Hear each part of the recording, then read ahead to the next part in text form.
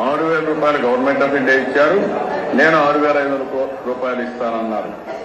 Government of India clear గా చెప్పారు, మేము ఇచ్చేది సెపరేట్ గా ఇస్తున్నాం, మా పేరు వాడాలంటే మా పేరు కూడా పెట్టాల్సిందని. మీరు ఇచ్చేది ఏంటి? దాంట్లో నీకేంటి సంబంధం?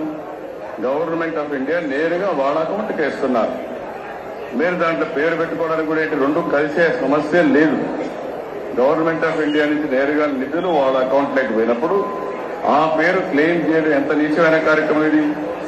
అంటే చంద్రబాబు గారు చెప్తున్నారు, పీఎం కిసాన్ ఫండ్ నుంచి 6,000 ఇస్తున్నారు, అది మీ ఫండ్ లో మీ పథకంలో కలుపుకోవడానికి ఎంత నీచమైన పని, పీఎం ఇచ్చేదానికి మీ దానికి ఏమిటి సంబంధం అని ఆ రోజు జగన్మోహన్ రెడ్డి గారిని తిట్టిపోశారు చంద్రబాబు గారు. ఇది కాకుండా రైతులకందరికీ అన్నదాత కింద 20,000 రూపాయలు సంవత్సరానికి ఇచ్చే బాధ్యత నాది. 12,500 రూపాయలు ఇస్తానని కేంద్రం ఇచ్చే 6,000 కూడా లెక్క పెట్టుకుని మోసం చేసిన వ్యక్తి ఈ సైకో జగన్ రెడ్డి అని చెప్పి కూడా నేను మీకు తెలియజేస్తున్నా.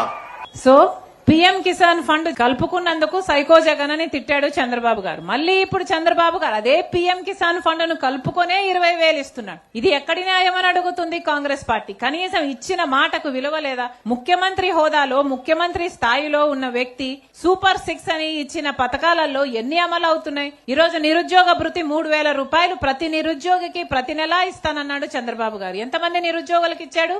ఒక్క నిరుద్యోగికి ఒక్క నెల కూడా ఇవ్వలేదు. అలాగే మహిళలకు మహాశక్తి పథకం కింద సంవత్సరానికి 18,000 రూపాయలు ఇస్తానన్నాడు చంద్రబాబు గారు. ఇచ్చాడా?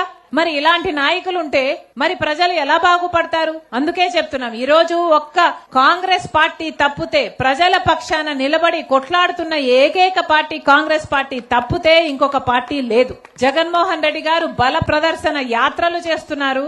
వాళ్ళ నాయకులకు ఏదైనా కష్టాలు వస్తే అక్కడికి వెళ్లి ఓదారుస్తున్నారు తప్పితే ప్రజలకు వచ్చిన కష్టాలలో ఎప్పుడైనా ఇప్పుడైనా ఇంతకు ముందైనా జగన్మోహన్ రెడ్డి గారు అధికారంలో ఉన్నప్పుడైనా ఇప్పుడైనా ప్రజల దగ్గరికి వస్తున్నారా? జగన్మోహన్ రెడ్డి గారు ఎవరికి వారు వాళ్ళ స్వార్థ రాజకీయాలు చూసుకుంటున్నారు. బీజేపీతో బాగుంటే వాళ్ళ మీద ఏ గొడవలు రావు కాబట్టి వాళ్ళ స్వార్థ రాజకీయాలు చూసుకుంటున్నారు తప్పితే ప్రజల గురించి ఆలోచన చేసే పార్టీలు ఒక కాంగ్రెస్ పార్టీ తప్పితే ఈ రాష్ట్రంలో లేవు. అందుకే చెప్తున్నాం, ఈ రోజు కాంగ్రెస్ పార్టీ నిలబడింది, నిలబడుతుంది. రాజశేఖర రెడ్డి బిడ్డ మీకు మాటిస్తుంది.